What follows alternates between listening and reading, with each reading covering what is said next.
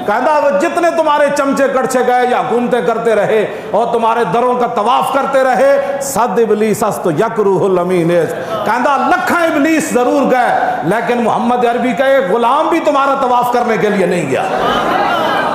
ये बात है। तुम क्या समझते हो हुजूर का दीन ऐसे चला जाएगा? ना ना, ये दीन अपनी पावर रखता है। हाँ, इसलिए इस दीन पर कोई गालिब नहीं आ सकता।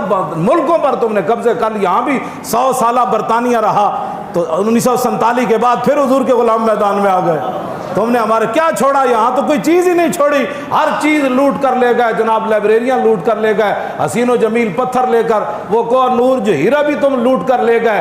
तो क्या फिर वो हीरे की वजह से तो हमारी इज्जत नहीं है ना? हमारी इज्जत तो ये है बमुस्तफ़ा बेरसा खेशरा के दी हमाउस गरबाउन रसीदी तमाम बुलाबिस। उम्मत मुस्लिमा की वजह पत्थरों से नहीं है, हीरों से नहीं है, तेल के कुएं से नहीं है।